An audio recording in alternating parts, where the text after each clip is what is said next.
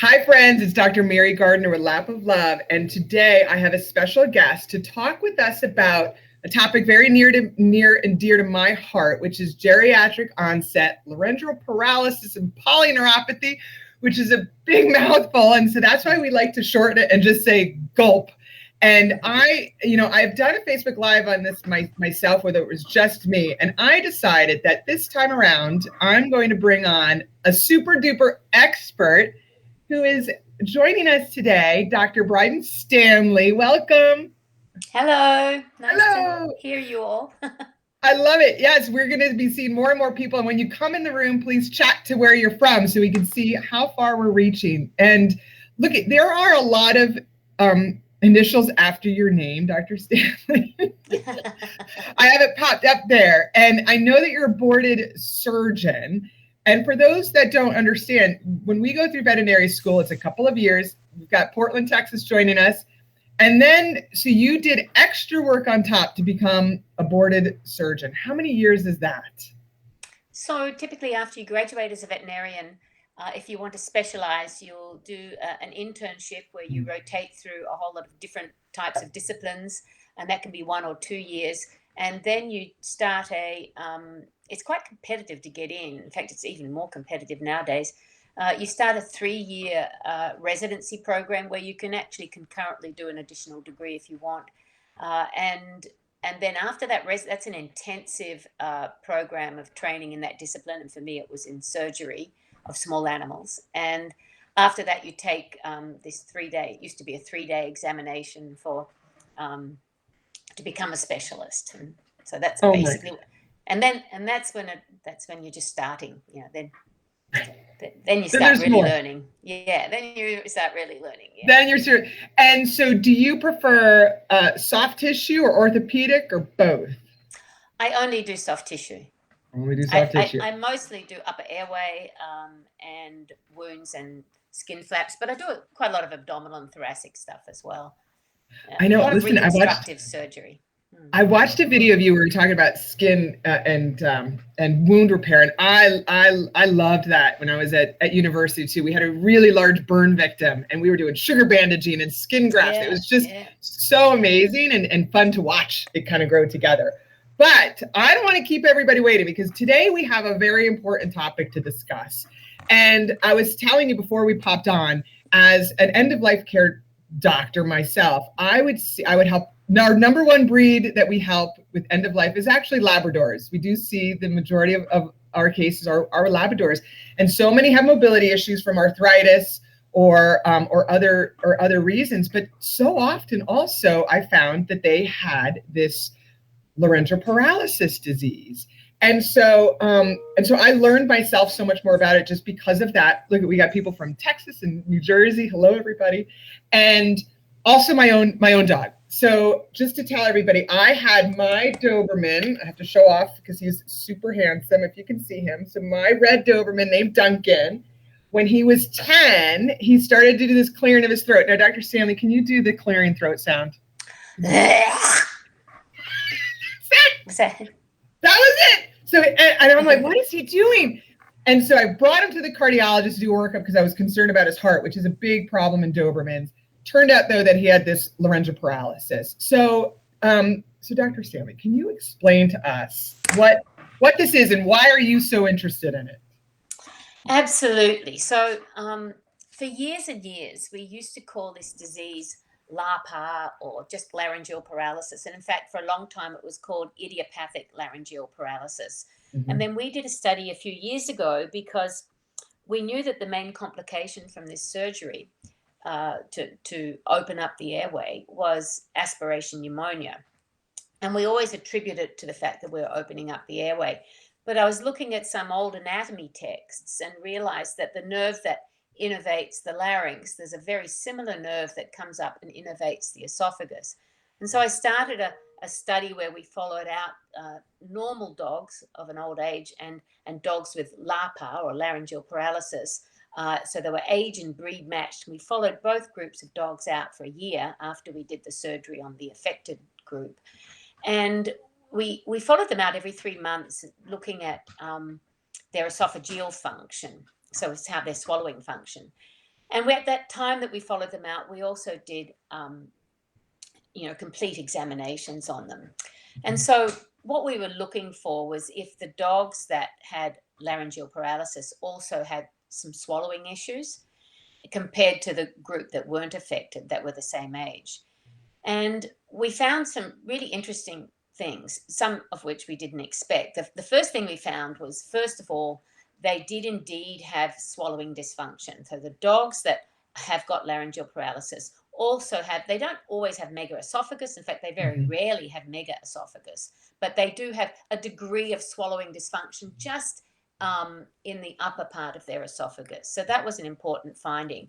But because we were looking at these guys every 3 months and doing exams on them, we noticed that the dogs in the affected group, the dogs that had laryngeal paralysis, were also becoming weaker in their hind limbs, and they had delayed proprioceptive deficits. So they were becoming just mildly neurologic. And then some of them, by the end of that first year, became progressively neurologic. And so what we concluded from that first study was that this was a late onset. So in other words, geriatric onset. Geriatric means old. So geriatric onset, a late onset of not just laryngeal paralysis, but a generalized neuropathy. It's not painful at all, but that's why we called it GOLPP. It's geriatric onset laryngeal paralysis polyneuropathy.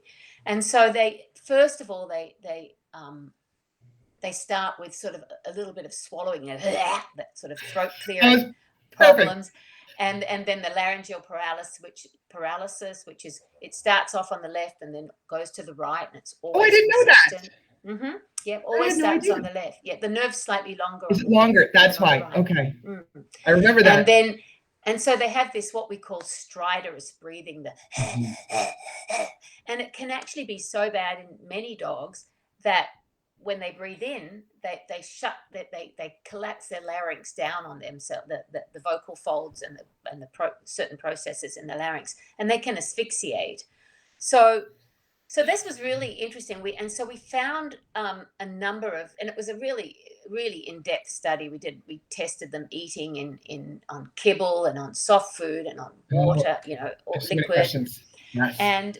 And so we found out a number of things, and one of them is that when we manage them to do their tie back, we also have to manage their swallowing function. And then as we go on, we have to manage their slow, generalized neuropathy, with help them up harnesses. And we have a great physical therapy program for them and so forth. So we've really sort of opened up a whole different areas of study of the condition.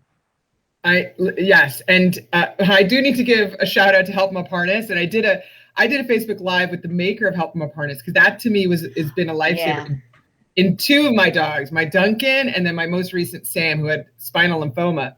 Saved me. So, like I tell everybody, I don't get paid by them, but I should, because I love them so much. Yeah, and what they should be fitted properly, those Help 'em Up, and they can graduate from the one handle to the 2 handle. But we love those Help 'em Up harnesses. They're great for the dogs and for the people. And for the people, for sure. So the larynx, just in general, for everybody knows, just kind of like door flaps, right? And so breathing in, breathing out, we need them to open and close.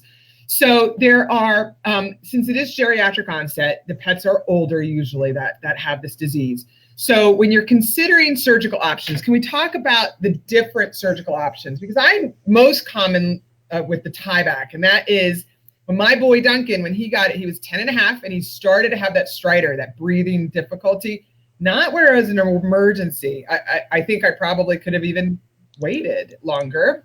And I want to ask about that, like when should we do it? But I did the tie back surgery. So can you explain like that to everybody? Absolutely. So there are a number of different techniques, and there's certainly variations on the basic tie back technique. And first of all, the average age of this condition is about 11.3 years. So they're old dogs. Sometimes we get them at 8. I think the youngest I've ever had is 6. And it's different from the congenital laryngeal paralysis, completely different disease. And sometimes we get them up, 13, 14. And as long as they are healthy, in other words, as long as they're lungs are healthy, their heart is healthy, and their blood work looks good, there's really not an indication not to do the surgery, because it's a pretty good, unless of course they've got mega esophagus, but I'll get onto that in a minute. Okay. So what we evaluate is typically that I actually do a CT scan of their whole body.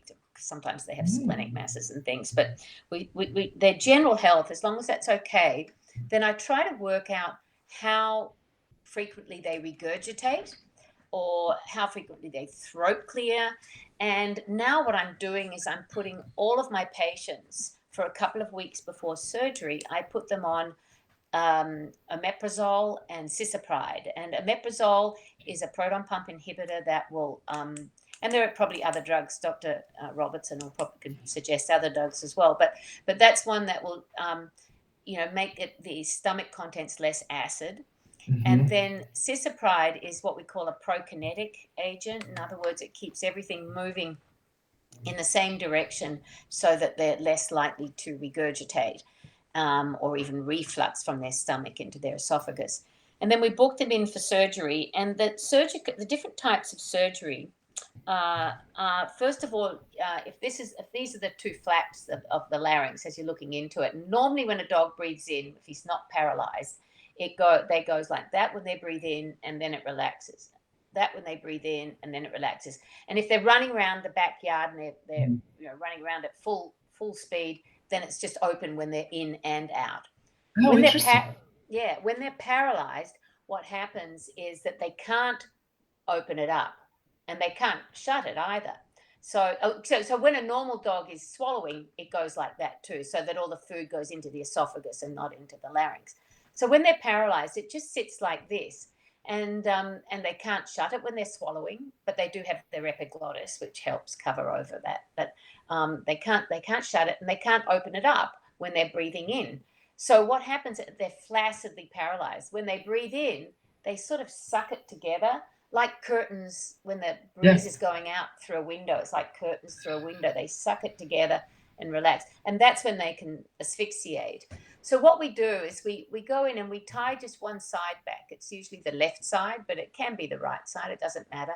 But you don't want to tie it back like this, because that'll make it too open. You just want to tie it back like that. And that's usually the surgery that's most commonly done.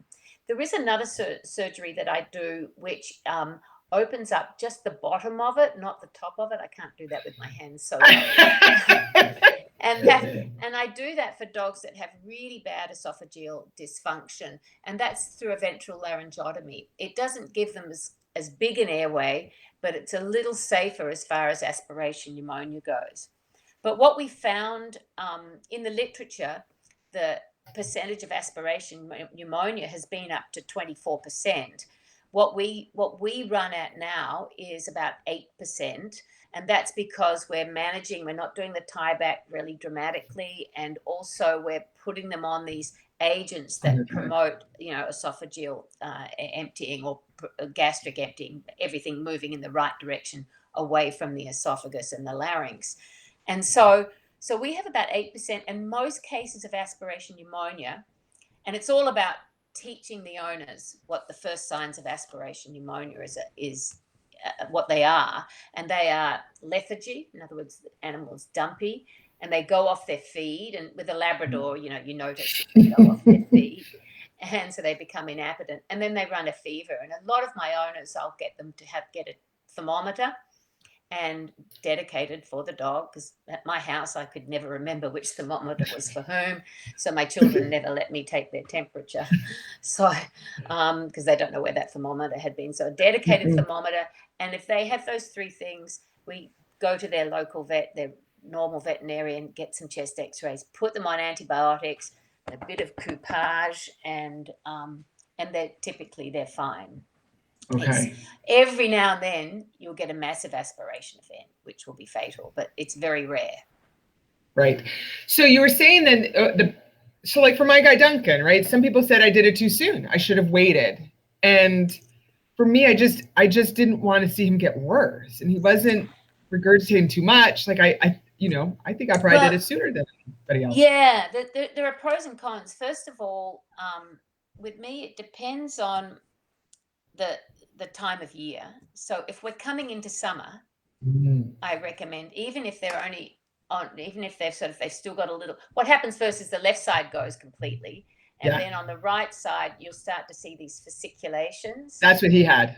Yeah. And that means it's about to go, So, and it's always bilateral in the end. So if it's coming into summer and the worst thing is, of course, if an animal asphyxiates at home or on the way to the vet in an emergency, and these guys can become emergent. So if it's coming into summer, I will recommend tying them back when you start to see it going. And it also gives the dog more time to adjust to the fact that his anatomy is a little bit different now.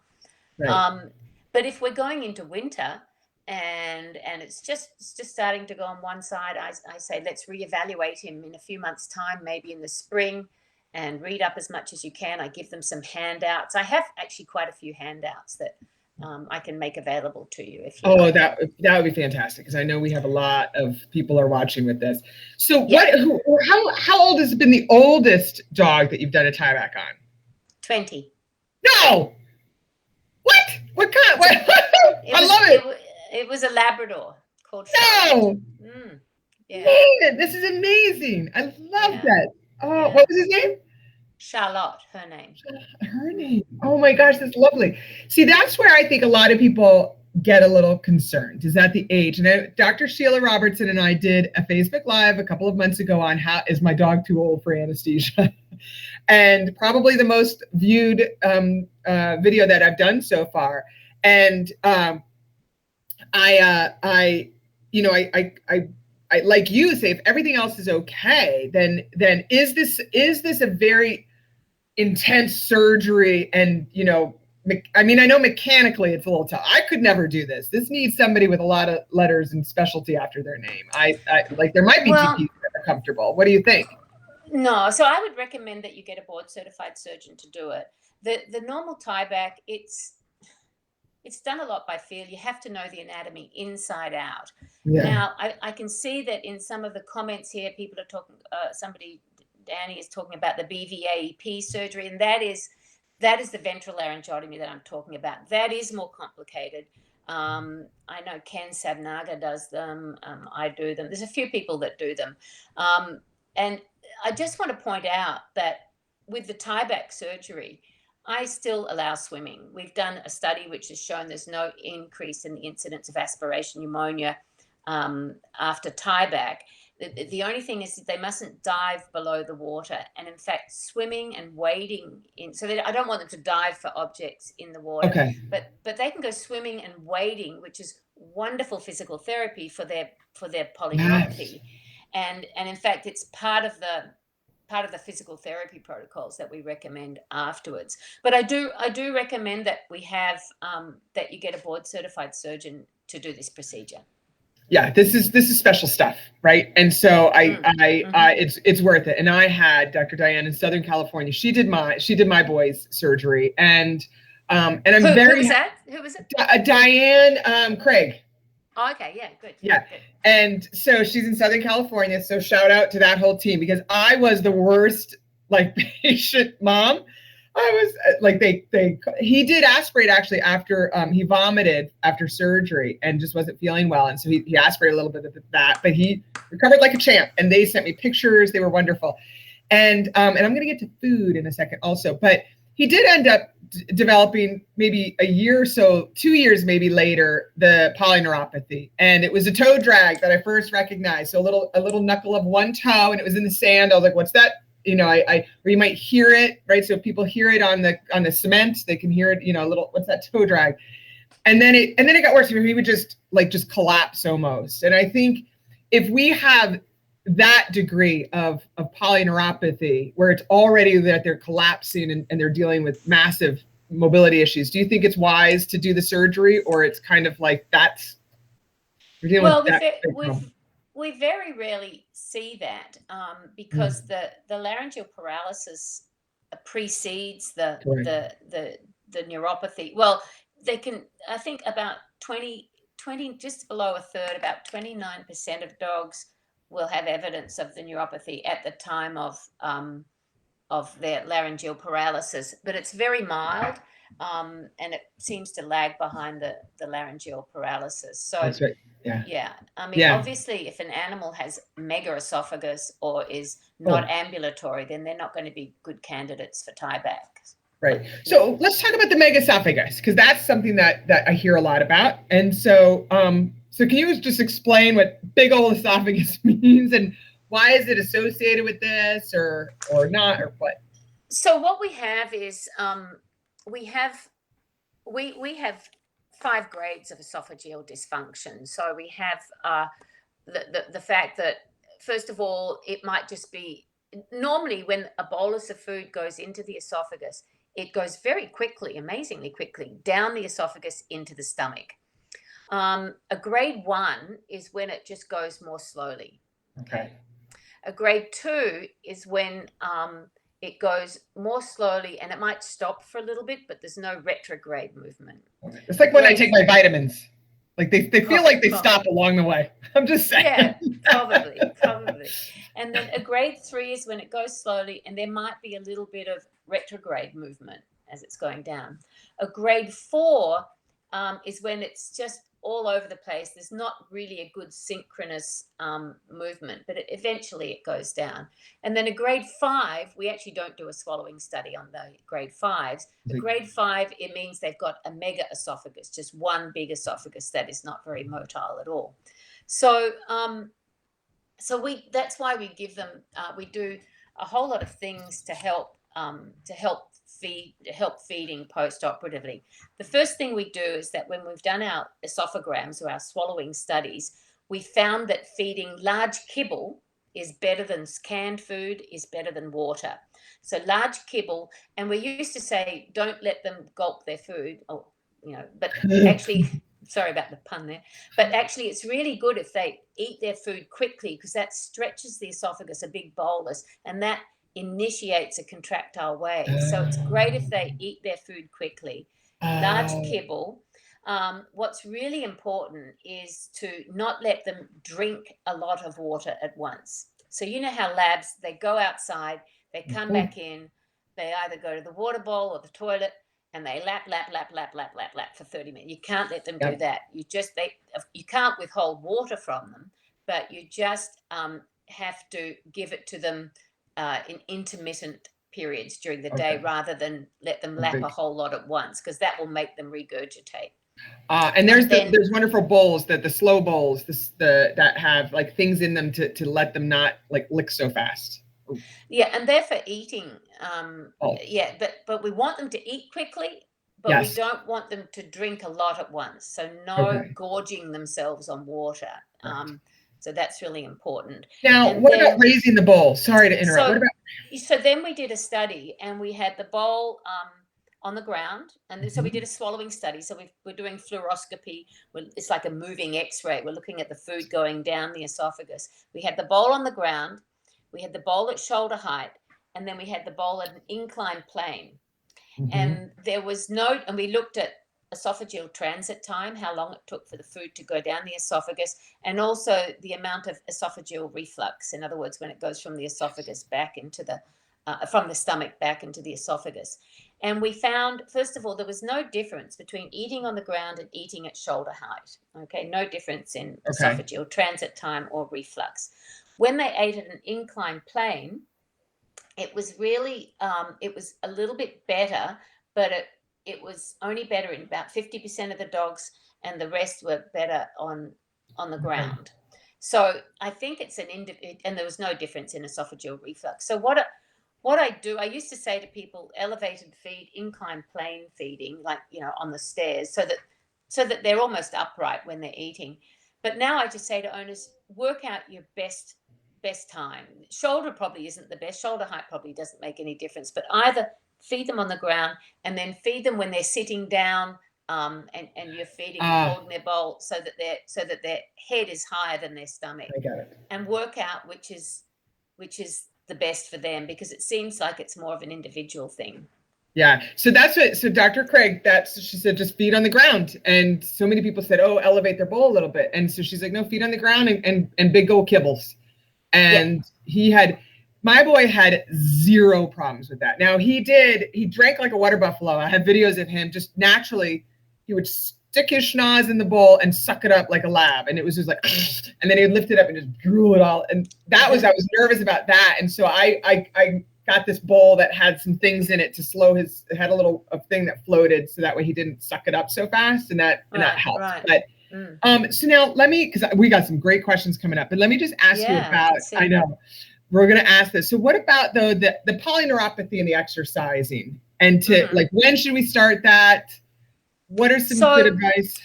So what we do is we have developed, and in fact, just before I left MSU, we were going to start a study, and then then I decided to leave.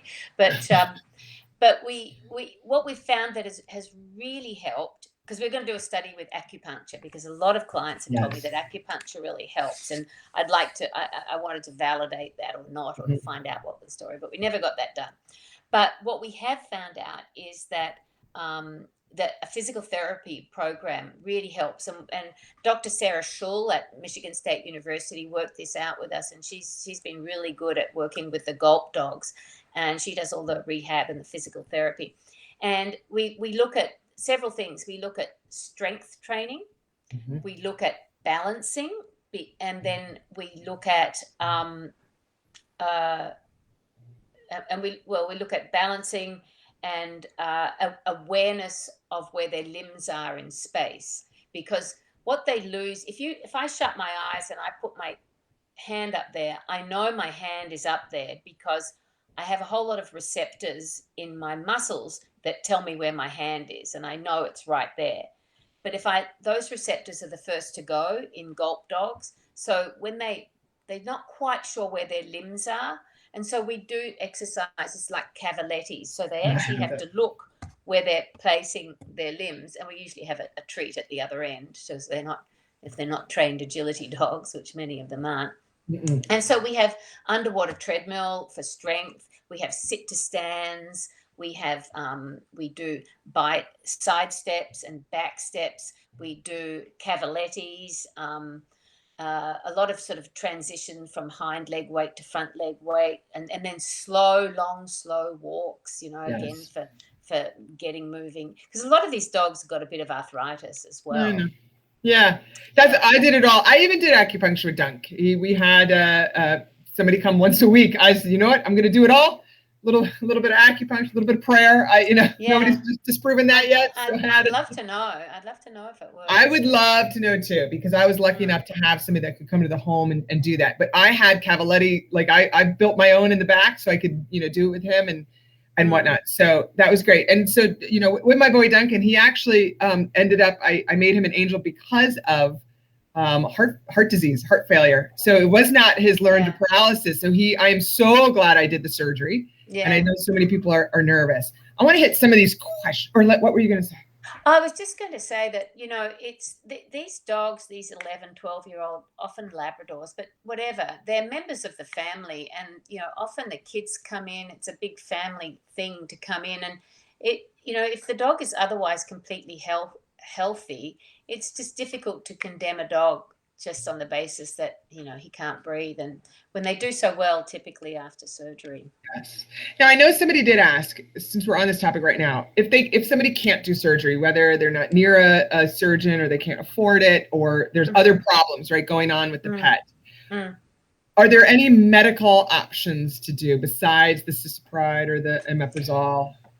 So there's no, a lot of people ask me if there's any medical option for the neuropathy. And there isn't at the moment. At one stage, we were looking closely at some of the therapies for Lou Gehrig's disease, amyotrophic lateral sclerosis. It looks like this is more of a Charcot-Marie tooth disease, and there are some experimental drugs in those horrible diseases as well. But at the moment, there's nothing we can do to limit the polyneuropathy. But the physical therapy program, whether they've had the Tyvek surgery or not had the Tyvek surgery, is really beneficial for them. You're right. Just because we can't necessarily fix this, we can help slow down the back end issues. And obviously environmental control, making sure they're not out in hot weather and everything like that. Right, and that's why the surgery in the summer, right? So we see so much of that if they're hot and whatnot. So we have got a ton, North Carolina, everything. So I know people from everywhere here. Everywhere, and thousands will watch this. Only not everybody who's watching it right now are the only ones. So we're gonna have great feedback. So we've got Rochester, Michigan, excited to see the specialist in Michigan as her 9-year-old lab was recently diagnosed. So a lot of times it is either not necessarily diagnosed with a GP or suspected, and they go to get a diagnosis. Because I don't know if I was, when I was in general practice, skilled enough to get that anesthetic plane just perfect enough to diagnose. Because is that how you diagnose? Well, what we do is we have them under a light plane of anesthesia, but we always use a respiratory stimulant, doxapram, to make them take deep breaths, because otherwise it can be overdiagnosed as well. So there is, we have a whole upper airway exam form that we do, which I'm anal about, but I love it. So it's quite involved, but I would suggest a specialist like diagnosing it. Like I think your GP could easily. Or I don't know if I know my students out of Michigan State, they're pretty good at picking up this I like disease. It. Yeah. All right. My UF friends need to get on this. So now actually you said something that reminded me of Dr. Well, you've got Kat Ham there now. She's right. Okay, you're right. So what about Doxapin, the drug? What are your thoughts on that? I'm glad. Okay. So a lot of people talk about Doxapin as an anxiolytic sort of agent, and there is a study coming out. We were talking about it in the Veterinary Specialty Surgery Society a few weeks ago on our listserv, and there is a study coming out. I can't remember who's putting it out now, showing that there's no effect with Doxapin as far as no effect on their respiratory function, at improving their respiratory function, which is unfortunate. Okay. That is unfortunate, because I know a lot of people listening try that, especially if they can't do the surgery. And I'll say I put Duncan on it first, and I saw no difference. And I was like, nope, he's going in for surgery. I see some people saying hello. Like, I know people know you. Hi. I love it. Yeah. So all right. Looking for to learn about meds. So we already did that one. Greetings from Morristown. 11-year-old dog there. So, 12-and-a-half-year-old Great Pyrenees. Well, here's one. So somebody asked, Kevin White asks, on the subject of throat clearing, all dogs clear their throat on occasion. At what level frequency does the throat clearing in a geriatric dog become a cause of concern? That's a really good question, because they do. There's nothing wrong with a dog, going out eating some grass, hoiking up. In fact, I think dogs probably normally vomit about, once a week anyhow. I agree. This is a fairly consistent throat clear. And what happens with these guys, and it's a gradual onset, but it is persistent, and it's several times a day. And it's not particularly a bad thing. What it is, we think, is saliva or fluid dripping down into the still innervated part of their trachea. And it's like when your drink goes down the wrong way or something, and you go, well, it just slowly dribbles down, and they feel it there, and they go, to bring it up again, and then they swallow it. So it's not a bad thing. It's just that it's a sign that something's not working right in there. And it actually takes a few months for that to resolve after tieback for some reason. Oh, so you're right. Actually, you never did that afterwards. I never thought of that. And I don't know why that is, but after a few months, it seems to resolve. That's so interesting. This reminds me of my Grandma Gardner, with her postnasal drip. And when she rest in peace, I always heard clear her throat. This is a human. This is right. My grandma, human. Like, she always cleared her throat for postnasal drip. And I like when Duncan was doing it, I'm like, you sound like Grandma. There was now something I was going to ask about the. What about the voice? Like their bark. So about 50% of the dogs will lose their bark before surgery. Surgery, right? Well, sorry, I should say their bark will change. It's a croaky. Every time I say bark, in the original GOLPP study, I would say, and how's their bark? And they say, their back's fine. No, we're here for the larynx. And so now I have to say, how's their bark? That was good. Yeah. So in about 50% of dogs, and only 50% of the dogs, their bark will change. Now that's kind of unusual, and I put it down to the fact that with humans, if they have laryngeal dysfunction, like if they have bulbar onset Lou Gehrig's disease or something like that, one of the first things they will notice is a change in their voice. And the reason I think we don't notice it so much in the dogs is it's not such a refined mechanism. I mean, us vocalizing is a very refined mechanism compared to a dog barking. But it has changed about 50%. And then, of course, after the surgery, it will be altered and maybe non-existent. Right. Yeah. Dunk was non-existent. So when he would be barking at something, it was a pathetic thing. Yeah. Yeah. Now, I was always worried that something was going to snap. Like, could that happen? So the surgery itself, and this is why you've got to get an experienced board-certified surgeon to do it. We put in 2 prosthetic sutures, and they're really robust as long as you've anchored them properly in the appropriate cartilages. If now some of the times the cartilages are calcified, and so as you tighten the sutures, they can pull out, but you will feel that immediately, and then you swear a bit, and then you go and do the other side instead. And so it's very unusual for it to fail if the sutures have been placed properly, for it to fail after you've tightened them. Okay. And, if they bark or anything like that, that's not going to have an effect because, the muscles aren't working anyhow. Oh, that's true. I never thought, okay, that is true. But the calcification, does that come with age? And so is that maybe sometimes to do it a little sooner before it gets that bad, or they're going to get calcified anyway?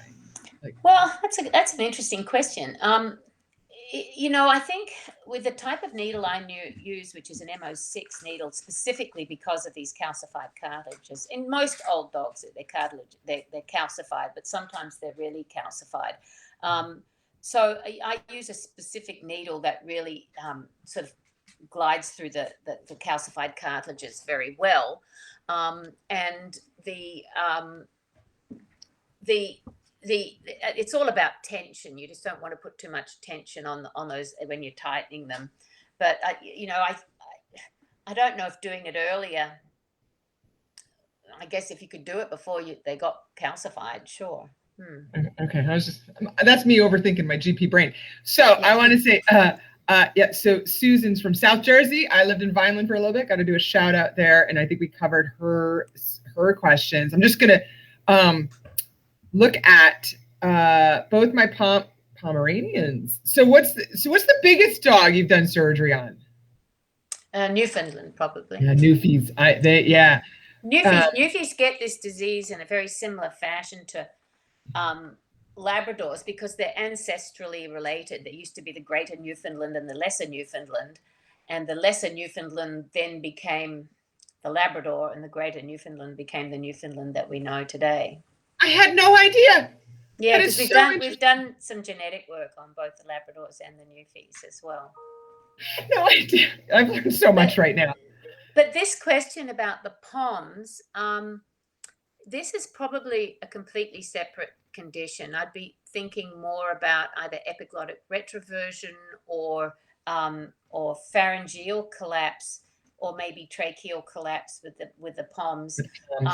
You said they both had. So this surgery is not typically indicated for these little dogs with other upper airway issues. Right.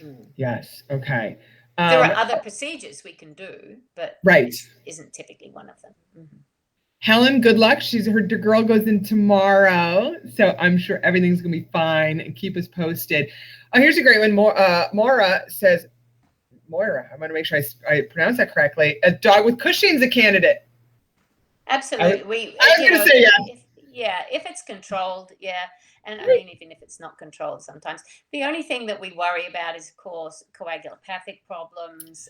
Yes. So as with any anesthesia with a Cushing's patient, and try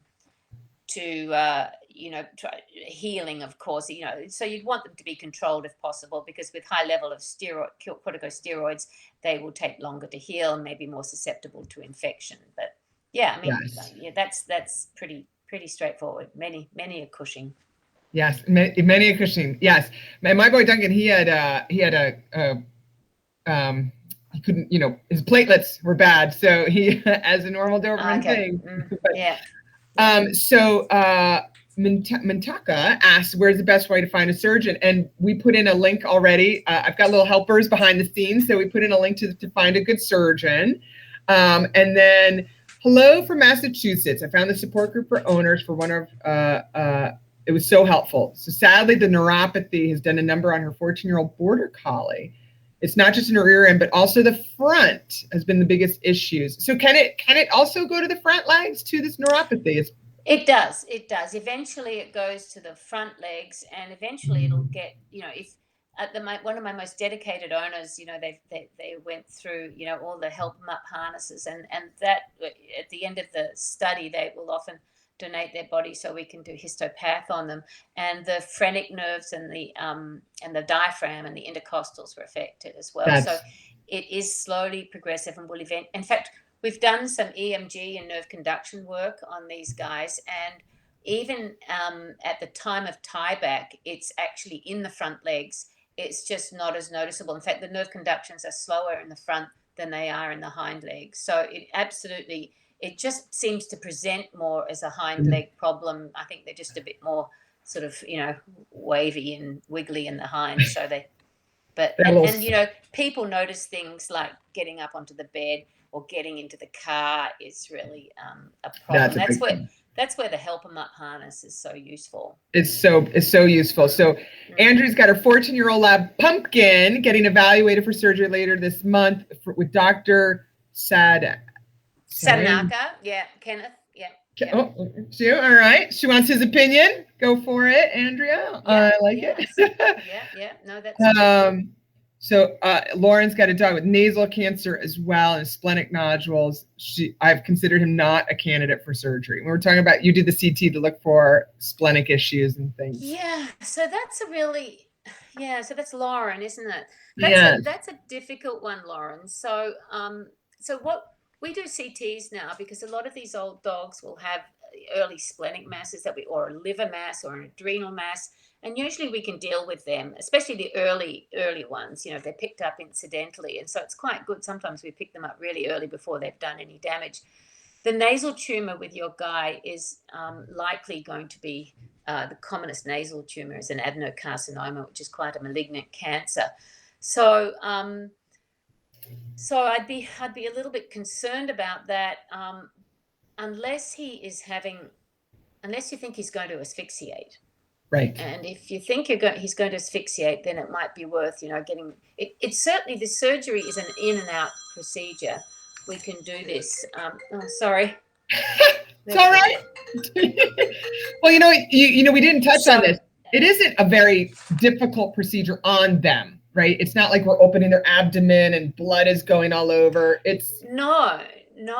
And so in fact, it takes me, can you still hear me okay? Yes. Yeah.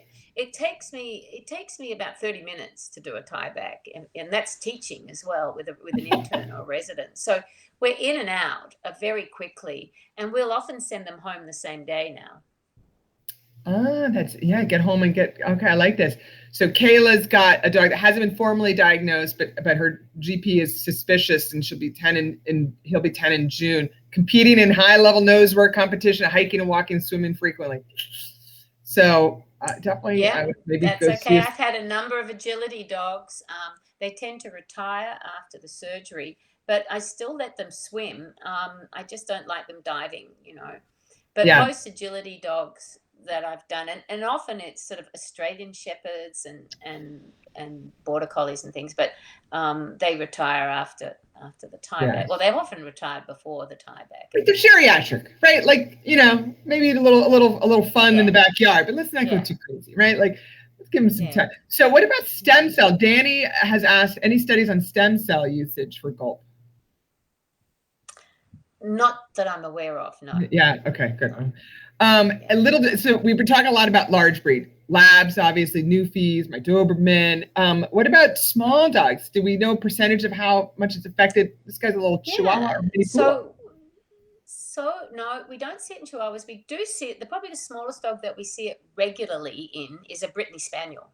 Ooh. And I don't know why. There must be a modifying gene or something like that. But the Brittany Spaniel will get this. I mean, it's not very common. The commonest breeds would be Labradors, Greyhounds. We see them in mixed breeds as well.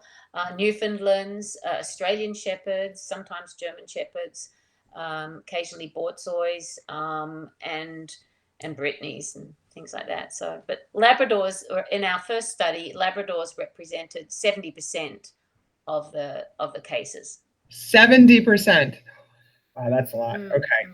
Helen is from Hereford in England. I don't know if I pronounced that correctly, but she's 13. Her 13-year-old dog is booked tomorrow to do a CT scan before surgery. So good luck. Is it very obvious what it is? Very obvious what she has. Is there any reason for them doing this? Well, you already said we want to see if there's anything else going on. So I think that's a wise idea. Yeah, because although it's pretty characteristic, especially if it's a lab and it's 12 or 13, and the larynx is paralyzed, but there are other things that can cause laryngeal paralysis.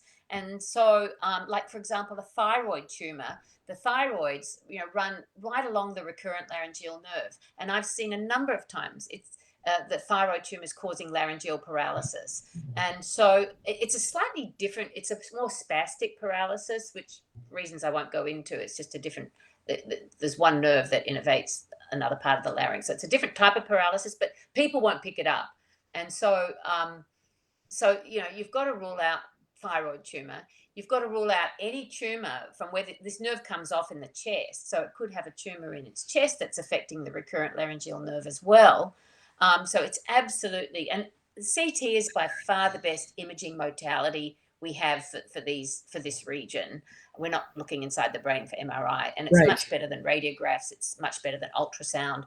So, and then, we just pick up incidental things sometimes in the abdomen. Yeah. So I'd go for it, Helen.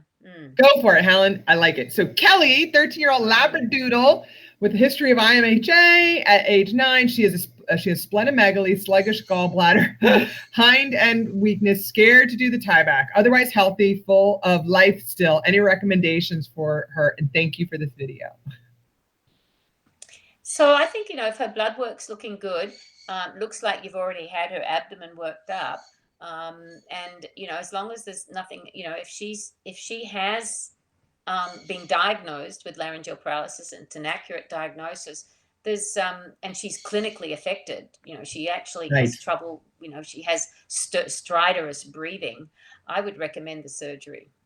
Yeah, it's almost like night and day for my boy when after he recovered from surgery, which wasn't very long at all. I mean, he was out there running around like a new man and just so full of life and energy. And I think that's what most people report, is that they can breathe again and they can have so much good energy. So Andrea, almost a 14-year-old lab with noisy breathing when she gets excited, mainly. And when they go on their walks, her bark sounds a little different at times. Occasionally, I can hear a wheeze when she barks, but she's generally clear. She doesn't clear her throat and doesn't seem like she's having trouble breathing. I'm hoping that she's still early stages. Like you said, not everybody clears their throats. Classical. Yeah. Yep, that's right. It sounds pretty classical. Yeah. Yeah. Victoria, chronic ear infections linked to this? I haven't heard of that. That's a really, really good question. Oh, it's a very good question, because the middle ear is connected to the nasopharynx, but via what we used to call the eustachian tube, we now call the auditory tube. And so very commonly, in fact, when I do a complete upper airway exam, I always do an otic exam and evaluate the middle ear with CT, because especially in brachycephalic breeds like French bulldogs and pugs and things, there is a definite connection between middle ear disease and nasopharyngeal health, but not with these guys. Not with these guys. Okay, but that was a good question. Great question. I know. Yeah. I like this.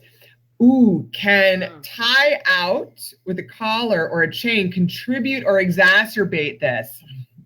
Oh, that's a good question. So when we did our first study, one of the questions we asked was, for both the affected dogs and non-affected dogs, have you ever used a choke chain or a spiked collar or any sort of, does he pull on the collar and so forth? And there was no difference. Oh, so, no difference. I mean, yeah, no. So I don't think it was the same in the non-affected dogs and the same in the affected dogs, the amount of usage of those types of collars. Okay, so but could like a traumatic experience cause it? Like, okay. The only time that you can get that I've seen is true trauma, like which is typically bite wounds, where you get bilateral. And I've seen it a number of times. Funnily enough, I've seen it mostly in Jack Russell Terriers, where they get mauled in the neck. I'm sure they started it, but they get mauled in the neck and see bilateral laryngeal paralysis. And that is the type of laryngeal paralysis that's similar to the thyroid tumor. Okay. So slightly different. It's more spastic. It's very severe. But I've never seen it from any sort of pulling on the chain, or historically from what we could determine from that first study. Okay, very interesting. So Benet says, so Dr. Stanley did not stop performing the Bvaep due to complication rate, ? I was told that when researching for my dog, that there's more of a complication rate. It didn't seem like there was complication. No, so the interesting thing is that the Bvaep, which is this, what you do is you go in through the ventral part of the larynx and you remove the vocal folds and you lateralize them to the thyroid cartilage. It's just not quite as, it's a more complicated surgery. The aim of it is, well, first of all, it's a more complicated surgery, but how can I say this? It's probably not as effective as the tieback, as far as, they still have some respiratory compromise, but it's very mild. The reason I do that surgery is because we think that, and that hasn't been documented, but we think that it's a little bit less likely to get aspiration pneumonia on the dogs with very poor esophageal function. So when they have, a mega esophagus, which I hate to tie back those guys, but sometimes they're dying because they're asphyxiating. And that's when I'll do a ventral laryngotomy approach. Or they have a grade 4, they have really uncoordinated. So you put them on cisapride for 2 weeks, get them on their drugs, and then do the ventral approach. And the thing is, it hasn't really been shown that it decreases the incidence of aspiration pneumonia. But I think the more that we need to follow that out and look at that again, because it makes sense. Because what we have is when you have the larynx and it comes like this, or it's like that, and you do the tie back. Whoops, where are we? It's back in front in my thing, and you do the tie back. So when they swallow, they can't. That stays open. There is a structure that comes up called the epiglottis when they swallow it. It's a passive movement. It comes back with the base of the tongue, but that's a triangle shape and it's broader at the bottom. So if we open it up at the bottom like that, then it's more likely that the epiglottis will cover the bottom part. So that's why we do the Bvaep. Oh, so interesting. It's for dogs with really poor esophageal function. Yeah. Very interesting. You now have a fan. Somebody wants to know where you practice if they wanted you to do the surgery. So you're over in Michigan. Animal Surgical Center of Flint.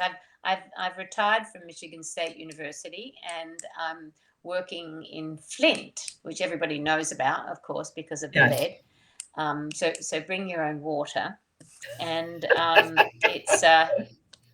it's actually very sad. I shouldn't make a joke about it, but it's fine now, of course. But it's Animal Surgical Center of Flint. Nice. And about approximation. This is hard to approximate the cost, but I was in Southern California. It might be very different up near you. What's about I would say anywhere from $2,000 to $4,000, like depending on what you're going to do with the CT too, right? Yeah. We're about 2.5 to 3.5. Yeah. Okay. I wasn't too far off, right? Any surgical referrals in Northern California? Go to that list and look at the list. I was in Southern California. I'm trying to see. I think we've covered a lot of these. I hear so many of the hind end. Sorry. So let's see. Lori, 11-year-old chocolate lab, was not diagnosed with LP until she had major hind end issues. No noticeable breathing issues until just recently. panting heavily after a walk. Would a tie back help him, or are we just too late? Well, I mean, so if he's having respiratory issues, like if you're worried that he's going to asphyxiate, then a tie back would probably be indicated. Right. But if not, and this is, I do think that sometimes it might be a spectrum of the disease where sometimes the hind end comes on more quickly, just like in ALS or Lou Gehrig's disease. They can have the spinal part can come on before the bulbar onset. The trouble is, I don't see that group because usually they'll go to a neurologist or internal medicine people. I just see the ones where they come upper airway first. So there could be, that certainly could be the case, though it has such a characteristic phenotype. In other words, they're so classic, their presentations, that I doubt whether we are missing that sort of cohort. Yeah. Okay. There's a question here about pyridostigmine from Lauren. Oh, I missed it. Yes. And that would be more for myasthenia gravis, and which is a condition, for the, so this pyridostigmine is an anticholinesterase, and the interesting thing about that is that when we did our first study, we actually tested all our dogs for myasthenia gravis, because that can also obviously cause esophageal dysfunction, and none of them were positive for it. So, I don't think that I actually haven't tried to use pyridostigmine for these conditions, but I don't think it's a cholinesterase issue. Yeah. As far as we can tell from the biopsies, it seems to be an axonal degeneration rather than a neuromuscular junction issue. I hope that answers Lauren's question. Yes. Yeah. So I'm reading somebody that's asking about oxygen tanks and masks and having those on the ready, if you will. And I know that I'll often recommend having a fan nearby the bed of the dog just to help them not feeling so anxious if they have a respiratory issue, right? And fans are great. Yeah. Excellent. And I think it messes with like the trigeminal nerve in their nose, and like it makes them not so anxious, if you will. And then, because that's what happens, then they just start breathing heavier and things get, edema forms, and it gets to a emergency. Yeah, that's a really good point, because, when they're paralyzed, their larynx is like that.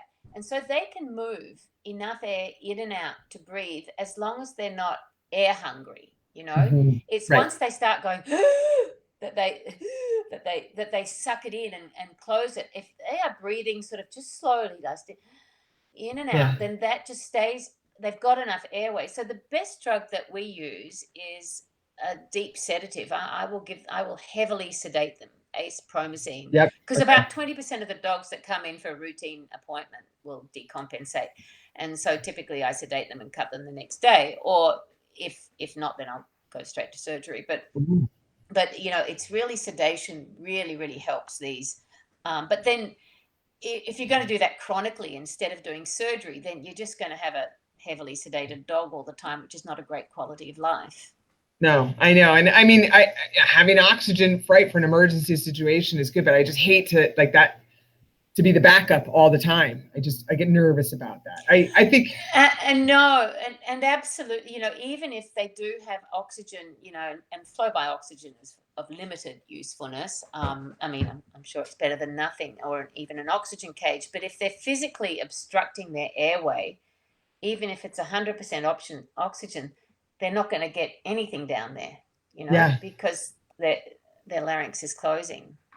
There's nothing worse to me than respiratory distress in a pet. Like when I see them in the emergency state, it's awful. Awful. I had one client that was coming in to see me with a GOLPP dog, and he called. Oh, it was just awful. He called from the car saying she was having trouble, and she ended up dying beside him in the car seat.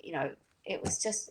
It was the most traumatic thing for all of us, for him, for us. I'll never forget it. It's just awful. It's awful. That's when I go to help families in the home, if there's respiratory distress, I almost don't talk much. I'm just going to go sedation first. Like that's priority to me. And then I'm going to explain everything because I just want everybody calm. This guy, yeah. And he just felt, he was so you have guilt on it.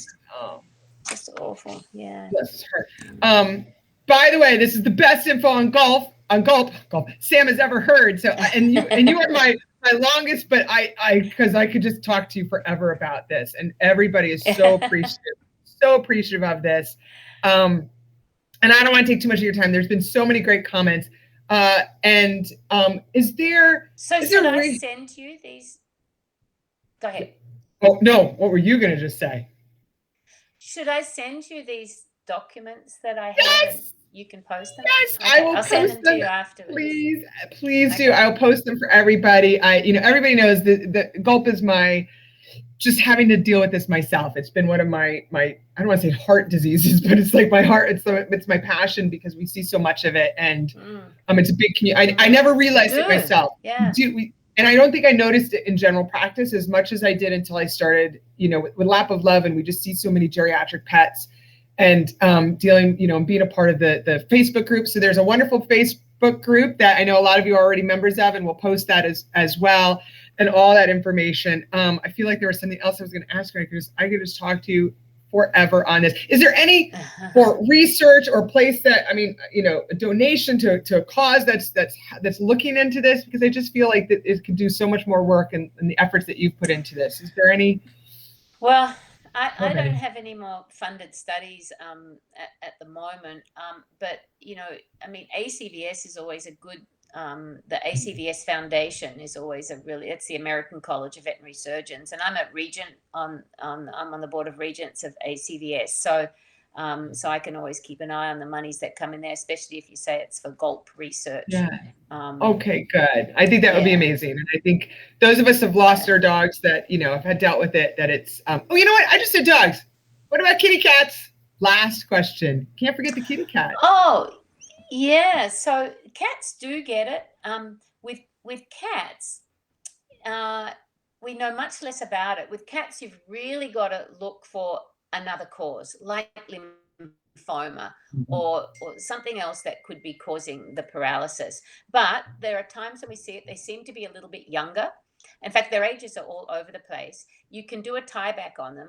That's when I get my loops out and I almost do it under the microscope, and they do really well.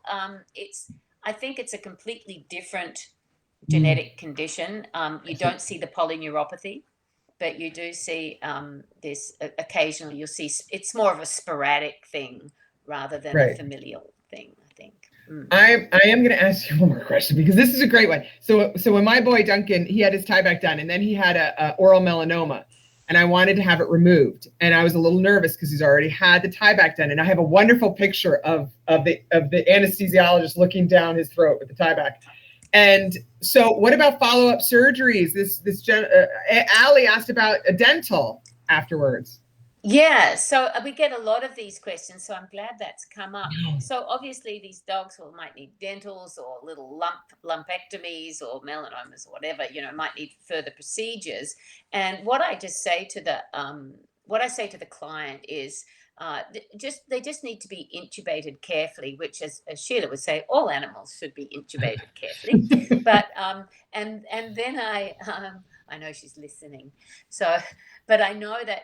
So what I say is, if your regular veterinarian, your referring vet, is concerned, get them to call me, and I can talk about what to expect. I mean, they're actually easier to intubate after they've been tied back, and once they've healed,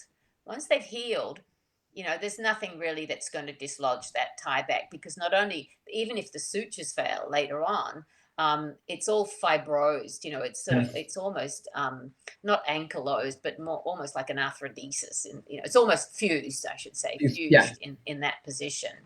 Oh, I love it. Okay, good. All right, good. So listen, one day I hope to meet you in person and buy you a treat on all of us. I know.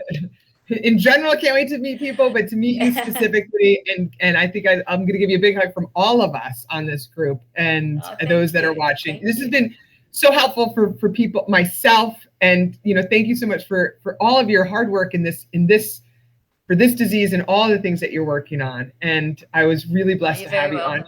Yes. And thank you, Sheila. Sheila, who's out there, who helped organize this. Couldn't have done it without her.